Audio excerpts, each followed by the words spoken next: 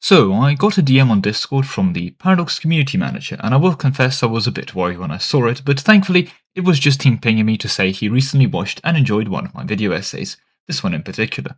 Thing is though, we get to talking, and then he mentions, casually in passing as one does, that it would be really helpful if I was to make some videos on Victoria 3. Haha. So today, we're playing Stellaris. See, I've always been a fan of pop growth. Pop is power after all, and today we'll be taking that to the absolute extreme.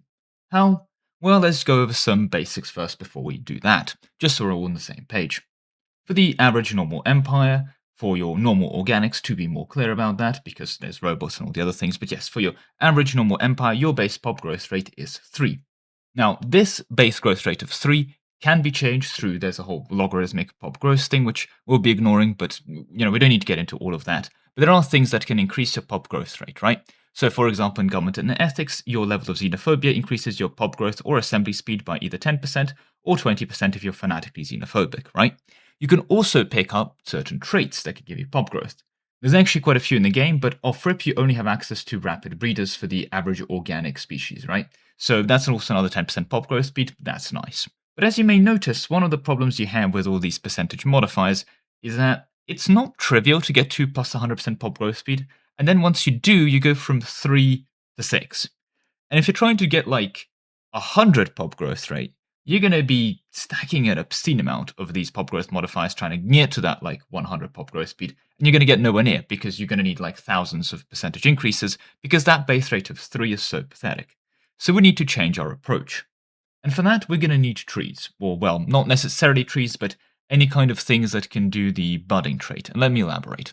See, if we're not human, but we are instead a plantoid, so we're like a big tree, right? We're going to have access to a slightly different set of traits.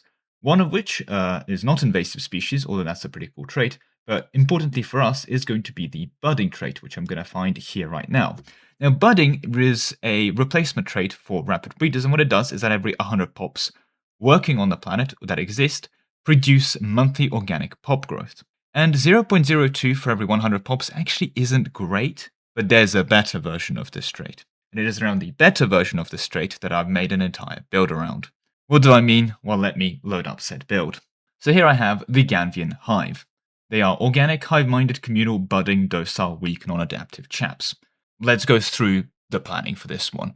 For traits, we are indeed, as you may have guessed, once we click on the button, thank you, we are indeed budding and we'll be upgrading that trait through mutation, because there's a much stronger version of this trait, but it requires a specific build and ascension. We're also communal. Why are we communal? And in fact, why are we a hive, so we have access to hive worlds? Why are we playing on a Gaia world, Gaia seeded setup? Well, the problem is housing, right? Once people run out of houses, they stop producing pops a lot more. So the actual limitation on how many people we can shove into a planet is the size of the planet and also the housing capacity. And the best way of increasing housing capacity is not actually by building more houses. Well, obviously you want to build more houses, but it's around stacking fun modifiers like communal, which give pop housing usage. And there's quite a few of these in the game. We're not going to be able to get it to minus 100%, although I did try. But in essence, there's quite a few of these pop housing reductions that we're going to be trying to get. And remember, because this is a negative modifier, every time we get more pop housing reductions, if we have a minus 80% pop housing already, and we get another minus 10%, going from minus 80 to minus 90, doubles our available housing, right? So this is actually really, really strong, and a lot of the build is also going to be around reducing our pop housing usage, so that we can actually squeeze all these people that are going to be budding all of their pops all around. And that's kind of the premise of the plan. Everything is built around it now. So if we look at our government ethics, we are playing with this weird civic, the Mycorrhizal Ideal, which is the Hive World version of the Gaia Seeders thing, which builds us, well, lets us build Gaia Seeders. And you can normally get Gaia Worlds yourself with Ascension perks, so you might be wondering, why would you do this? Do we really need the Gaia Worlds early if we're doing a late game setup? But in essence, the Gaia Seeders, once they finish seeding on the planet, they will convert your pops to become like better to live on Gaia Worlds, which is, in each trait, it gives you like 5% more production output, but more importantly, makes you use less housing on Gaia worlds. And because of this special trait we can only get from this starting civic, we need the civic because we want more housing reductions. And if we have the civic, why are we starting on a Gaia world? Can't we convert it into a Gaia world? Well, actually, the main reason we're starting on a live-seeded Gaia world is because it's size 30. And to the best of my knowledge, and I was incorrect later, we'll get into the game and demonstrate why I was incorrect, This is the only real way of getting a size 30 planet. Normally they go only up to 25. So because they only normally go up to 25, we need a size 30 world. And the fact it starts as a Gaia world is more of a convenient happy accident. We actually don't need it to be a Gaia world. It can turn into a Gaia world relatively trivially, all things considered. We just need it to be very big. And that's what this life-seeded origin allows us to do. So yeah, we just want a big, huge empire capital that we're going to shovel the pops into. And its maximum size, we can spam housing districts, and is going to be a Gaia world so we can spam housing cost reductions on it. Honestly, that's the entire build. So let's see how it worked out. So yeah, here it is. Here is the save I prepared earlier. Now, there is a pop-up that pops are declining on the Hive because we're over housing capacity, which is true. They are declining. However, that's not a problem. We are completely and utterly out of breeding the pops that are declining still. It's just we're kind of approaching the cap of where we can get. Like, I can't really, as I put more pops onto the Hive, they don't breed any faster. The decline rate becomes a problem. But there it is. The decline rate is now at -20, but we're getting 735 growth, and we have 717 total monthly growth on this disgusting, beautiful Hive. And it's also filled with 514,000 pops. In fact, even more than that. We have 549,144 pops. It's just, we'll take it to the mutation stuff. There's a lot going on here, as you may have guessed. The crime rate has, at this point, like, I've tried to fight the crime rate. You can't, the amount of pops just means that the crime rate sits on 100 now, but also the amount of pops means that even with all the overcrowding, with just the amount of bonuses we have from all of these unemployed people for check the economy, we have 547,000 maintenance drones, right? Meaning that we have 5.7 million amenities. And among other things, that does mean that we sit on a permanent, beautiful 100% rate of stability. Yeah, it's a perfectly stable, crime-ridden, deviant mess of stuff going on here, right? And we are out 40,000 housing, but we actually have 106,000 housing, and those 549,000 pops are using 145,000 housing because they're just so efficient into that housing. And we're only losing 10 stability from overcrowding, which we can absolutely and utterly make up for. You can also see more of our planning come into fruition here. We have 125 habitability on our capital, and because we're over the habitability cap, we are getting some more pop growth rate and stuff like that. But more importantly, pop housing usage is reduced by 6%. Yep, that's why we're doing all that. That's kind of the whole point. All of our buildings are, of course, filled with expanded warrants because we just need the housing. We just need the housing. And the unfortunate other final reality we have to contend with is that this entire massive empire, which has got a big navy and all the other things and all of that stuff going on and all of these other tech worlds. And look, the naming scheme is very utilitarian, but in my defense, I am a Hive world, so a Hive mind, and I'm LARPing as how a Hive world would call this. And a Hive world would refer to the third Unity Center as Unity 3, and it would refer to the biology research place as Biology 3, and the third agri world as Food 3. Like, this is actually me role-playing. Shut up. Anyway, the rest of the entire massive empire exists for one simple purpose. Not Food 1. Food 1 is not running a huge deficit. Our capital, the Hive, is running an absurd and just utterly ludicrous deficit of food and minerals.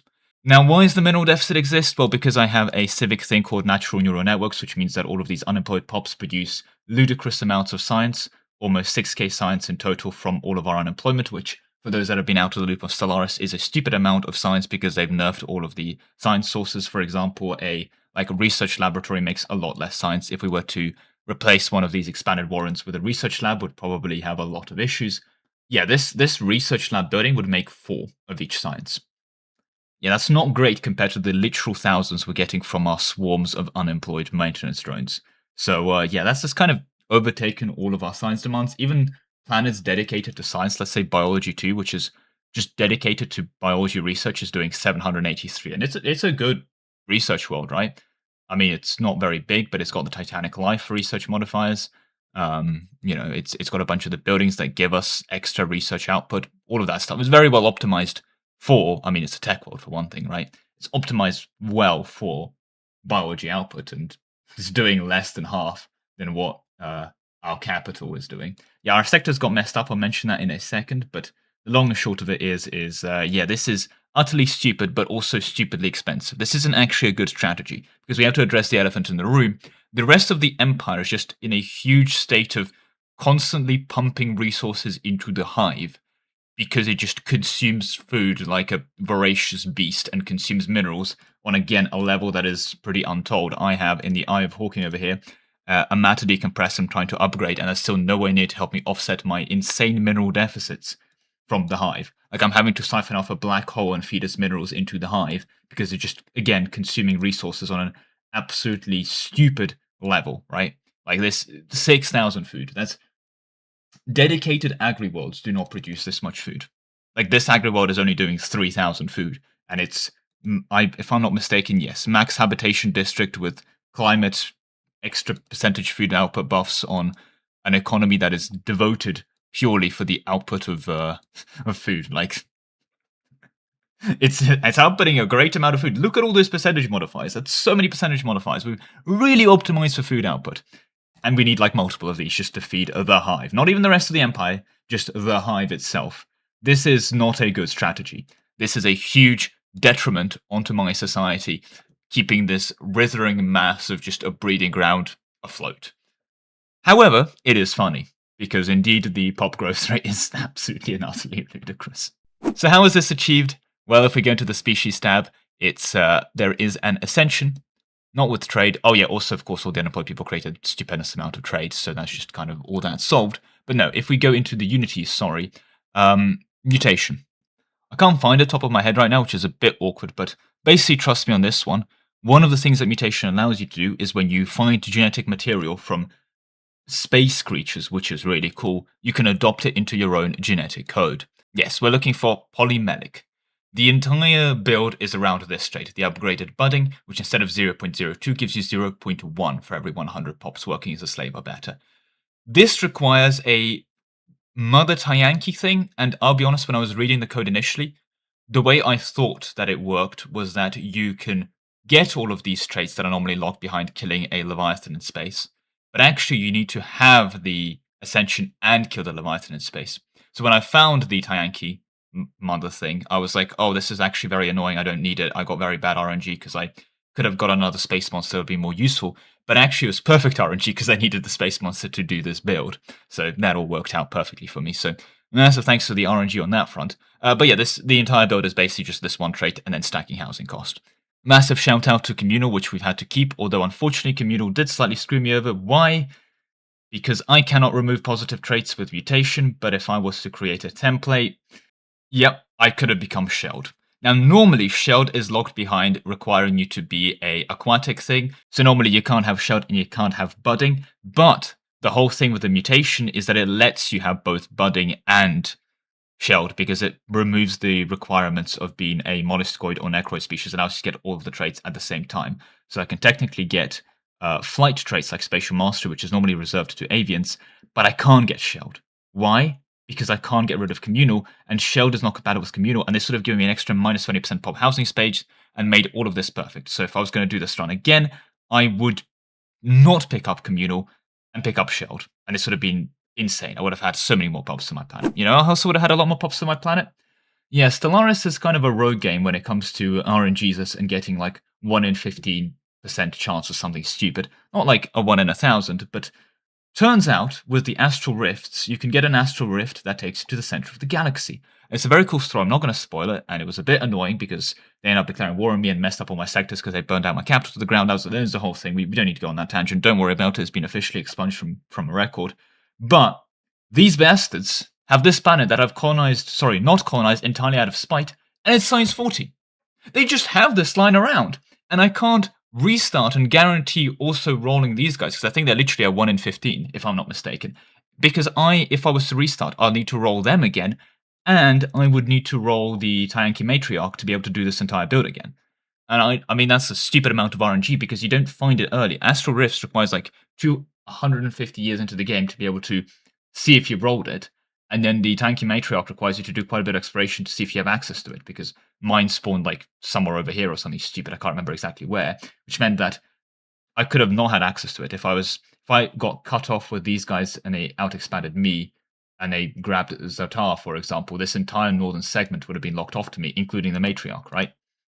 So it's very hard to manipulate that RNG. And even if I go and expand very aggressively, which I mean I did in this run, to be clear, but there's no guarantee that the matriarch even spawns for me able to do this build. So it's an RNGesus fest to be able to pull it off. And that's kind of an issue for me to restart and do it again, because this already was a huge amount of time to sit down and do. But yeah, I think what I'm trying to say with that is that I do believe once you get the extra minus 20% housing pop usage, it is more than possible to get this number to 1,000. The other RNG things that were mildly helpful that I want to mention is there is this trait, the social pheromones, which again has minus 5% housing usage. It's a nice trait, pop growth speed, minus 5 momentum usage, all of that stuff is neat. Unfortunately, yet again, getting this is an RNG fest.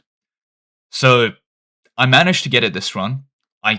There's no way of me guaranteeing to be able to get it next time. You have to find a floating box through space, and then once you open this floating box through space, you have to get lucky and get this trait. So, as you may guess, manipulating the game to be able to get this trait every time is not something I can do, and it basically just means that the only way I can guarantee it is to do 50 runs and hopefully getting it in one run. It's kind of cursed, this run, in the sense that it was so close to perfection, because I was aiming for 1,000, I will be honest. And I got the RNG for the 40-size Gaia world. Maybe there's RNG for a 50-size Gaia world I'm missing. I mean, it doesn't need to be a 50-size Gaia world, it can be a 50-size anything, as long as I can stick my Gaia seeders into it, I'll make it a Gaia world. But it's kind of the problems with Stellaris, maybe I'm missing some 50-size RNG thing.